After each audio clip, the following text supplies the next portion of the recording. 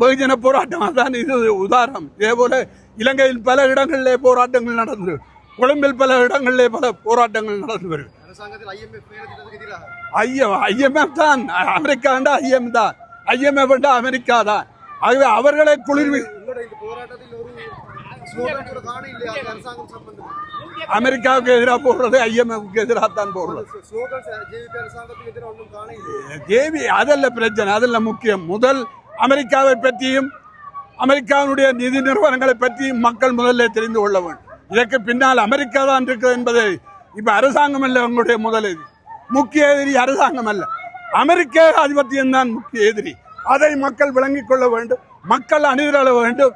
அப்பொழுதுதான் அரசாங்கமும் நிர்பந்தத்துக்கு உட்படும். யாருடைய பக்கம் நிற்கிறது? அரசாங்கத்தின் பக்கம் நிற்பதா, மக்களுடைய பக்கம் நிற்பதா?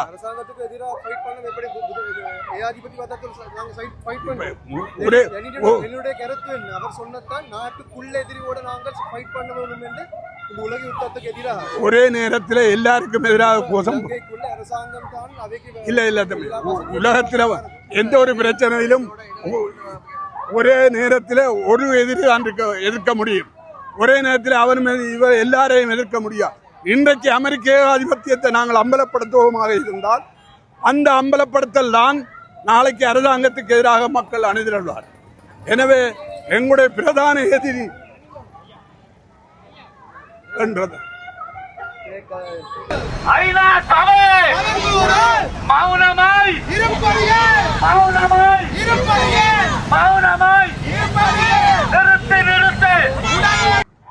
இந்த யுத்தத்துக்கு எதிராக உறுதியாக குரல் கொடுக்க வேண்டும்.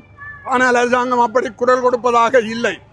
அவர்கள் அமெரிக்காவிற்கும் நல்ல பிள்ளையாக, இந்தியாவுக்கு நல்ல பிள்ளையாக, மக்களுடைய கோரிக்கைகளை செவியிலே வாங்காதவர்களாகத்தான் அவர்கள் ஆட்சி பீடத்திலே இருக்கிறார்கள்.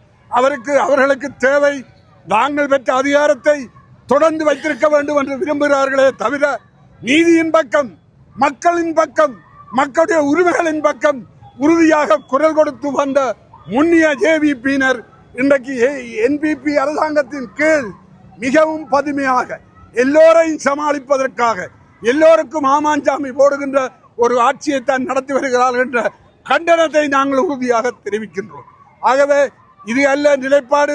கடந்த காலத்தில் பாராளுமன்றத்திலும் சரி வெளியிலும் சரி அனுரகுமார திசநாயக்கா எவ்வாறு யுத்தத்துக்கு எதிராக, அமெரிக்க ஆதிபத்தியத்துக்கு எதிராக பேசி வந்தவர்.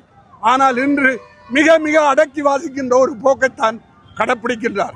எனவேதான் அவர்களுக்கு ஆட்சி அதிகாரம் முக்கியமே தவிர மக்களை பற்றியோ நாட்டை பற்றியோ பிரச்சனை இல்லை. ஆகவே எங்களுடைய நாட்டினுடைய இளமை, எங்களுடைய நாட்டினுடைய சுதந்திரம், எங்களுடைய நாட்டுடைய சுயாதிபத்தியம் பாதுகாக்கப்பட வேண்டும். அது மக்களுடைய கைகளிலே தான் இருக்கிறது. எனவே மக்கள் அணிதிரண்டு அலை அலையாக அதற்கு ஆதரவாக போராட வேண்டும் என்பதுதான் எங்களுடைய நிலைப்பாடு.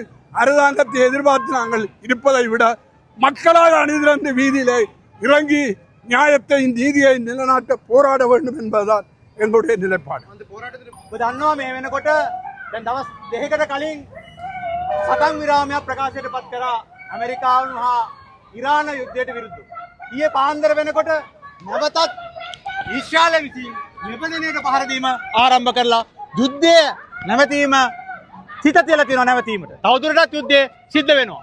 මේක ඒකාධිපත්‍ය පිළිබඳ ප්‍රශ්නයක්, මේක අධිකාරිවාදී පිළිබඳ ප්‍රශ්නයක්, මේක ආධිපත්‍ය පිළිබඳ ප්‍රශ්නයක්. ඇමරිකාව ප්‍රමුඛ අධිරාජ්‍යවාදයේ බලය දැන් ලෝකෙන් අයින් වෙනකොට, ලෝකෙන් පල්ලෙහාට යනකොට චීනය මේ බලාධිපත්‍ය උඩට ගන්නකොට ඇමරිකාවට මේ යුද්ධයේදී මිනිස්සු මැරෙන එක අදාළ නැහැ. ඒගොල්ලෝගේ අදාළ වෙන්නේ යාළගේ බලය, යාළගේ ආධිපත්‍ය. ඒ නිසා මේ යුද්ධයේ මිනිස්සු මැරෙනවා, ළමයි මැරෙනවා, දේපල විනාශ වෙනවා. අධිරාජ්‍යවාදයට මේ කිසිවක් ප්‍රශ්නයක් නැහැ. ඒ නිසා අපි ලංකාවේ ජනතාවගෙන්, ලෝක ජනතාවගෙන් ඉල්ලා හිටිනවා මේ යුද්ධය අවසන් කළ යුත්තේ උන්ගේ යුද්ධය, අපේ විනාශය, මේ අපේ විනාශය නතර කරගන්න නම් අපි එකතු වෙන්න ඕන. සිංහල දෙමළ මුස්ලිම් විදියටත්, නිර්ධන පන්තිය විදියටත්, පීඩිත පන්තිය විදියටත්, ගොවියෝ, කම්කරුවෝ, දීවරයෝ, පීඩිත කාන්තාවෝ, පීඩිත ශිෂ්‍යෝ විදියට එකතු වෙලා අපි සමාජවාදය වෙනුවෙන් අරගල කරන්න ඕන. අපි දන්නවා පළවෙනි ලෝක යුද්ධය ඉවර වෙනකොටම ලෝකේ සමාජවාදී රාජ්‍යයක් වුණා. දෙවන ලෝක යුද්ධය ඉවර වෙනකොටම ලෝකේ සමාජවාදී රාජ්‍ය පද්ධතියක් ඇති වුණා. දැන් තුන්වෙනි ලෝක යුද්ධයට ළඟ ඇවිල්ලා තියෙනවා. ඔන්න මෙන්න වෙලා තියෙනවා. දැන් තියන්නේ පීඩිත පන්තියේ අවශ්‍යතාවය, දැන් තියන්නේ පීඩිත පන්තියේ වගකීම, දැන් තියන්නේ නිර්ධන පන්තියේ වගකීම. ඒ නිර්ධන පන්තියේ වගකීම තමයි අපි එකතු වෙලා එක්සත් වෙලා ඔව් ලෝකේ පුරා මේ වෙනකොට ඊශ්‍රායලට විරුද්ධව ඊශ්‍රායල ජනතාව නැගිටලා ඉන්නවා. ඇමරිකාවට විරුද්ධව ඇමරිකාවු ඒකාධිපතිත්වයට විරුද්ධව නෝකින් අරගලයක් දැන් ඇමරිකාවේ මෝදු වෙමින් පවතිනවා. පාරට බහලා තියෙනවා. ඒ සියලු ජනතාවත් එක්ක එකතු වෙලා ශ්‍රී ලාංකික විදියට අපි ඔව් එකතු වෙමු. ඔව් සමාජවාදය වෙනුවෙන් මේ යුද්ධය එපා. උන්ගේ යුද්ධය අපේ විනාශය නතර කරගන්න නම් ඔව් අපේ විනාශය නතර කරන්න අපේ පාර සමාජවාදී පාර. ඒ සඳහා එකතු වෙමු. ඒ සඳහා අරගල කරමු. ඔව් සමාජවාදයට ජයග්‍රහණය, අධිරාජ්‍යවාදයට විනාශය. සමාජවාදයට ජයග්‍රහණය, අධිරාජ්‍යවාදයට විනාශය. විමල් පියතිස්. அன்புக்குரிய மக்களே, இன்று யாழ் நகரிலே எங்களுடைய புதிய ஜனநாயக மார்க்சியலிச கட்சி இடம்பெற்று வருகின்ற மத்திய கிழக்கு ஈரான் மீதான அமெரிக்க ஏகாதிபத்தியத்தினுடைய ஆக்கிரமிப்பு போரை எதிர்த்து ஒரு ஆர்ப்பாட்டத்தை ஏற்பாடு செய்திருக்கின்றோம். இந்த ஆர்ப்பாட்டத்தின் முக்கியத்துவம் என்னவென்றால், இன்று ஈரான் மீது நடத்துகின்ற இந்த கொடிய ஆக்கிரமிப்பு போர் தனியே ஈரான் மக்களை மாத்திரமல்ல, உலகில் வாழுகின்ற அத்தனை மக்களுக்கும் எதிராக நடத்தப்படுகிறது என்பதை அன்றாட நிகழ்வின் மூலமாக நாங்கள் காணுகின்றோம். ஈரான் நாட்டினுடைய எண்ண வளத்தையும் மத்திய கிழக்கினுடைய ஆதிக்கத்தையும் தன்னுடைய கரங்களிலே வைத்திருப்பதற்காக அமெரிக்க ஏகாதிபத்தியவாதிகள், அமெரிக்க பெருங்கொடீஸ்வரர்களான முதலாளிகள் நடத்துகின்ற போர்தான் ஈரான் மீதான போர் என்பதை உலக மக்களாகிய நாங்கள் உணர்ந்து கொள்ள வேண்டும். எனவே இந்த போரை உலகத்திலே எல்லா நாடுகளிலும் எதிர்த்து வருகின்றார்கள். குறிப்பாக டொனால்ட் ட்ரம்ப் தலைமையிலான அமெரிக்காவிலே 52 மாநிலங்களிலும் அமெரிக்க மக்கள் நோ கிங், மன்னன் இல்லை என்ற அந்த கோஷத்தின் கீழ் அந்த நாட்டிலே போருக்கு எதிராக, டொனால்ட் ட்ரம்புக்கு எதிராக லட்சக்கணக்கிலே அங்கே மக்கள் அணிதிரண்டு எல்லா மாநிலங்களிலும் போராட்டங்களில் ஈடுபட்டு வருகின்றார்கள். அந்த மக்கள் என்ன சொல்லுகிறார்கள்? போர் வேண்டாம், ஈரான் மீது போர் வேண்டாம், உடனடியாக நிறுத்து என்று அவர்கள் கோருகின்றார்கள். ஆனால் அந்த போரினால் அதிகம் பாதிக்கப்படக்கூடிய எங்களுடைய நாடு போன்ற நாடுகளில் இருக்கக்கூடிய மக்களாகிய நாங்கள் சும்மா அதை வேடிக்கை பார்த்து கொண்டிருக்க முடியாது. வெறும் செய்திகளை மாத்திரம் பார்த்து கொண்டிருக்க முடியாது. அந்த போருக்கு எதிராக, ஏனென்றால் இன்று ஈரானிலே நடக்கின்ற போர் நாளைக்கு இன்னொரு நாட்டிலே உருவாகும், நாளை எங்களுடைய நாட்டிலே கூட உருவாகக்கூடிய அபாயம் இருக்கின்றது. எனவேதான் வடபுலத்திலே வாழுகின்ற தமிழ் மக்களாகிய நாங்கள் போரின் கொடுமைகளை அறிந்தவர்கள், உணர்ந்தவர்கள். 30 வருடங்களாக போருக்குள் வாழ்ந்தவர்கள் வடபகுதி மக்கள். தமிழ் மக்கள் 30 வருடங்களாக போரை அனுபவித்த மக்கள். எனவே எங்களுக்கு போரின் கொடுமைகள் எவ்வாறு இருக்கும் என்பதை நாங்கள் நன்றாக உணர்ந்தவர்கள். எனவேதான் அத்தகைய போர் இன்றைக்கு ஈரானிலே நடைபெற்றுக் கொண்டிருக்கிறது. நாளை வேறொரு நாட்டிலே விஸ்தரிக்கப்படும்.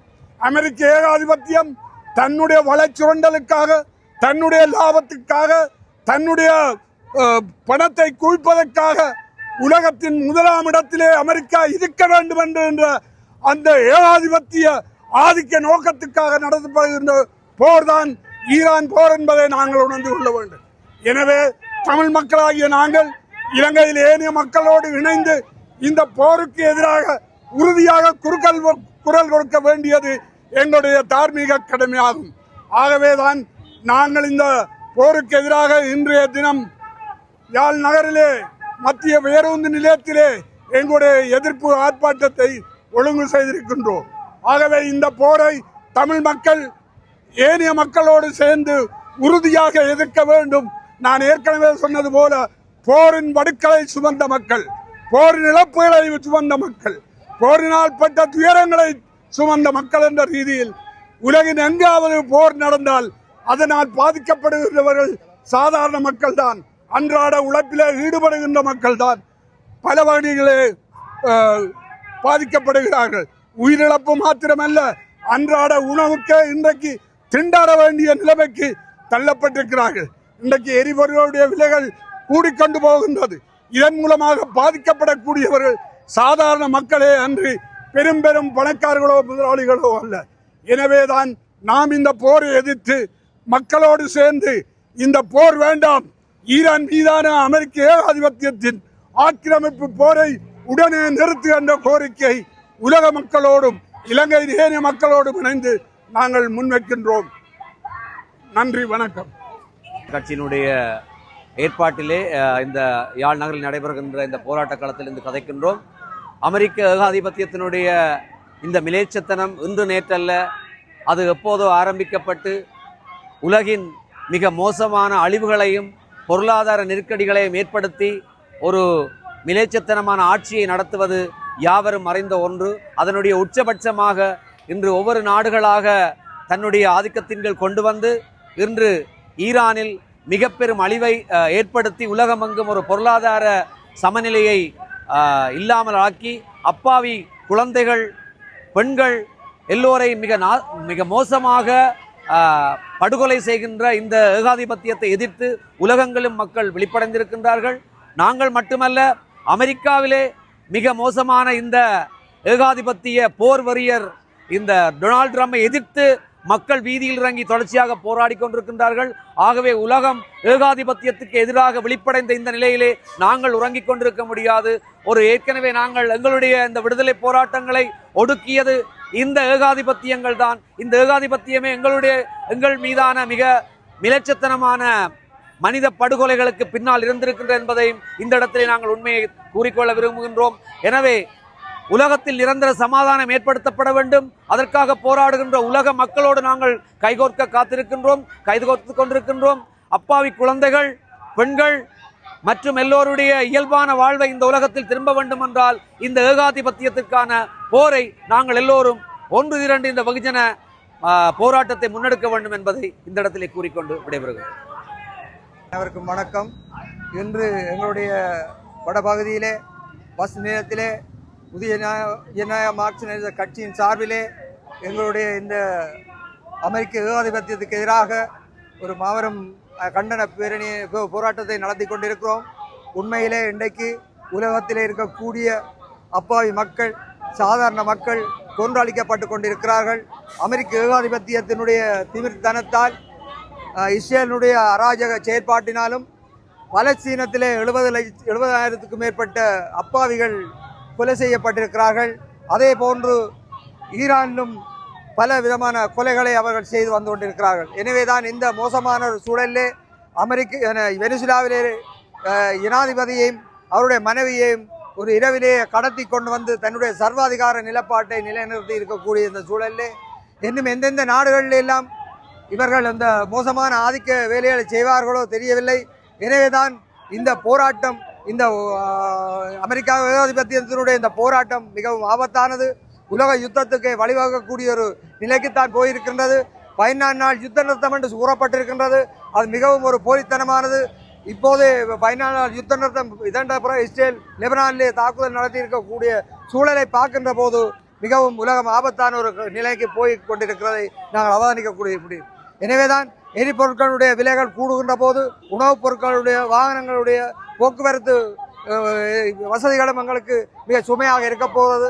இது தனியாக இலங்கை நாட்டுக்கு மட்டுமல்ல, உலகத்துக்குமே மிக அச்சுறுத்தலான ஒரு யுத்தமாக இது இருக்கக்கூடிய ஒரு சூழலில் தான் அனைவரும் நாங்கள் அணிதிரண்டு இந்த உலகத்திலே போராடக்கூடிய என்ன சக்திகளோடு அணிதிரண்டு போராட வேண்டிய ஒரு தேவை எங்களுக்கு இருக்கின்றது. எனவேதான் நாங்கள் கடந்த காலத்திலே 30 வருஷ யுத்தத்தை அனுபவித்த எங்களுடைய மக்களுக்கு இது போன்ற அவலமான நிலைமை மேற்கத்திய நாடுகளிலே நடந்து இருக்கிறது. எனவே முதலாளி வர்க்கம், அமெரிக்க ஏகாதிபத்தியம், அதோடு சேர்ந்து இணைந்து நிற்கக்கூடிய நாடுகள் எல்லாம் சாதாரண மக்களுடைய வளங்களை பயன்படுத்தி சாதாரண மக்களுடைய வளங்களை கொள்ளையடித்து வந்து தங்களுடைய நாட்டை வளப்படுத்தினார்களே தவிர அவருடைய நாடுகளை வளப்படுத்த முடியவில்லை. இன்றைக்கு ஒரு நியூஸ் பார்த்திருப்பீர்கள். இவ்வளவு காலமும் அமெரிக்க ஏகாதிபத்தியத்துக்கோடு சப்போர்ட் என்ற கட்டார் இன்றைக்கு அமெரிக்க இராணுவ படைகளை வெளியேற சொல்லியிருக்கிறார்கள். அது இன்றைக்கு அரபு உலகத்திலே ஒரு முன்மாதிரியான ஒரு விஷயமாக இருக்கின்றது. அது எவ்வளவு தூரம் அமெரிக்கா நடைமுறைப்படுத்த போகுது என்பது இந்த விஷயம். ஆனால் கட்டார் இவ்வளவு முன்னுதாரணமாக அமெரிக்க படைகளை வெளியேற சொல்லியிருக்கிறார்கள். எனவேதான் அமெரிக்க ஏகாதிபத்தியம் இந்த உலகத்திலே எல்லா நாடுகளிலும் படையை வைத்திருக்கிறார், எல்லா தீவுகளிலும் படையை வைத்திருக்கிறார்கள். என்ன கீவாவுக்கு போகிறார்கள், வேறு தீவுகளில் எல்லாம் வில்லங்கமாக போய் தன்னுடைய இரத்த வரியை காட்ட நிற்கின்றது. எனவேதான் இந்த ஈரானுடைய இந்த எதிர்ப்பு போராட்டத்தின் மூலம் அமெரிக்கா ஒரு நல்ல பாடத்தை கற்பிக்க போகின்றது. உலக மக்களுடைய எதிர்ப்பை சம்பாதித்திருக்கின்றது. அவருடைய கூட்டாளி நாடுகளே இன்றைக்கு அமெரிக்காவை எதிர்க்கின்ற ஒரு நிலைமை வந்திருக்கின்றது. அமெரிக்காவை யுத்தத்தை நிறுத்த சொல்லி இருக்கின்றது. எனவேதான் இந்த யுத்தம் உடனடியாக நிரந்தர யுத்தமாக நிறுத்தப்படாவிட்டால் உலகம் அழிவை சந்திக்கும் என்பதில் எந்த விதமான ஐயப்பாடும் இருக்க முடியாது. எனவே நாங்கள் இந்த போராட்டத்தை ஆதரித்து இன்னும் வெகுஜன போராட்டங்களை முன்னெடுப்போம் என்று கேட்டு அமைதிதான் உலகத்தில் தேவை என்பதை கூறி விடைபெறுகிறேன்.